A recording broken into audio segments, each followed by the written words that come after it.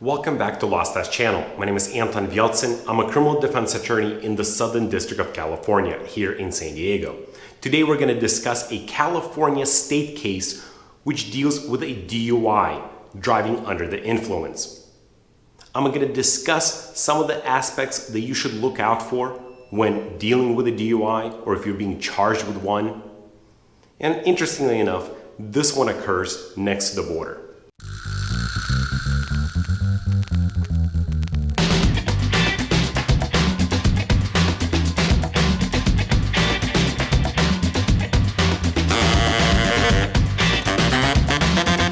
In this video, we're discussing a California Court of Appeals case, Steve Elmore versus Steve Gordon. And by the end of the case, you'll learn that this is not exactly an even Steven affair. Here's what happened. A little past midnight, and about 15 yards north of the Mexican border, there's a Border Patrol agent sitting in his vehicle, patrolling a lot, which is a commercial lot. Usually it's being used for limited purpose, only for daytime tractor trailers that are ready to go into Mexico, so they're just waiting their turn. Of course, we're dealing with nighttime, the Border Patrol agent sitting in a marked vehicle, but there's enough ambient lighting that anyone who enters the lot can see the Border Patrol vehicle. Why is the Border Patrol agent patrolling this area? Well, because at night, this is an area where illegal aliens often jump the fence or they try to get around the fence in order to enter the United States illegally. And individuals who are picking them up would often come in minivans into the lot to quickly get the illegal immigrants into the minivan and drive off. And so there's an agent, a Border Patrol agent, who's sitting there just patrolling the area. Now, he's in a marked vehicle, so people who enter the lot can see that he's a police officer. Now, the agent testified on the stand that people would often get into the lot by mistake, but they would often drive up to the Border Patrol agent asking for directions. That's not what happened here. A minivan driven by Elmore drives into this lot, gets about 20 yards away from the Border Patrol agents, make an abrupt U-turn where the tires are screeching. The individual, Mr. Elmore, speeds off at a high rate of speed. Now, because of this circumstances, the Border Patrol agent decides to pull over or initiate the stop of Mr. Elmore. Mr. Elmore avoids eye contact, has a slurred speech, smells of alcohol, has eyes that are bloodshot and watery, and when the agent looks down, it appears that Mr. Elmore urinated himself. Based on this information, the Border Patrol agent initiates a DUI, driving under the influence. When the DUI tests are administered, before they're administered, whoever the agent is that administers DUI tests has to give some admonishments to the defendant. So they have to give a warning to the individual that refusing an on-site chemical test can lead to suspension or revocation of your driver's license, at least here in California. Something to be mindful of. When I say Border Patrol agent, the case is not clear whether the Border Patrol agent himself would administer this test. It is unlikely. I've never seen a case like that.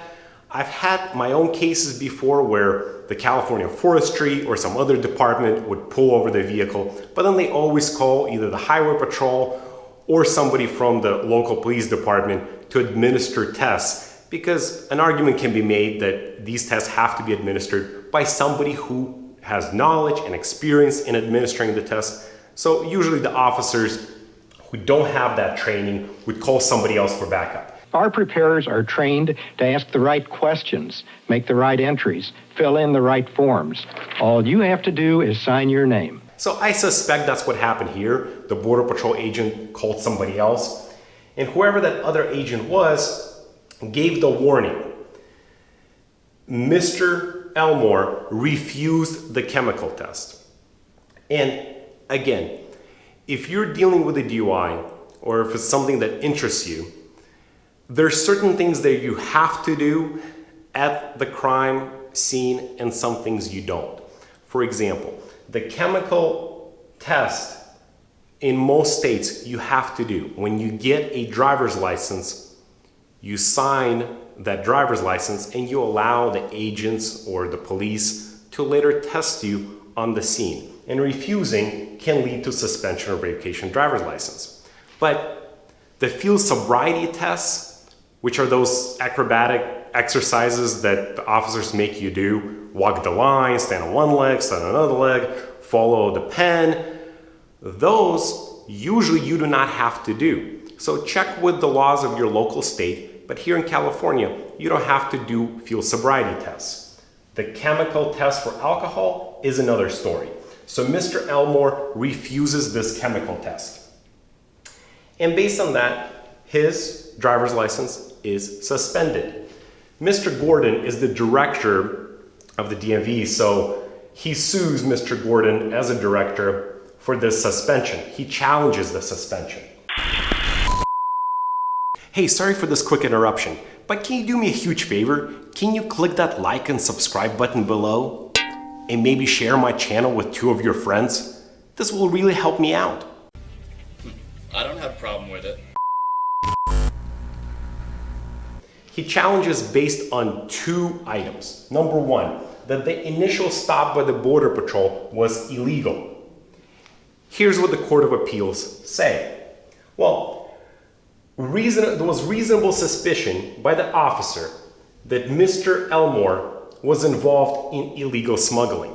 Based on the location and how he was driving through this location, the officer had enough reasonable suspicion. But if that's not enough, under the Supreme Court case, Illinois versus Wardrow, citing and then fleeing from a police in a high crime area creates reasonable suspicion. So that's what happened here. We have an area where individuals often illegally cross into the country and others pick them up, where the Border Patrol agent patrols in order to stop this crime. So we're in a high crime area. And we know that Mr. Elmore sped off at a high rate of speed from the location, which created reasonable suspicion. So he loses here. And then his other argument is that when he received the admonishment by the agents or whoever gave him the chemical test, when he refused it, eventually they did a blood test. They had a warrant to do a blood test when he refused. But what he says is he didn't know the full admonishment. The agent failed or omitted to read one of the sentences from this warning. Here's what the sentence said. Refusal or failure to complete a test will also result in a fine and imprisonment if this arrest results in a conviction of a DUI. So he says because he didn't get this full warning, now his driver's license should not be suspended. Well, again, the Court of Appeals says, no, that is wrong. If we look at common sense, he's not getting a fine and he's not getting imprisonment based on his refusal to take the chemical test. What's happening is he's getting a suspension on his license, a 1-year suspension. And so if you look at the common sense, just because he didn't receive this warning, this particular sentence, the result is not a fine or imprisonment. It's just a suspension. Hopefully you now understand a little bit more about DUIs and some of the arguments that DUI attorneys make if you're charged with one. And if you enjoyed this video, please click like, subscribe, hit that bell notification button so next time I post, you'll be first to know.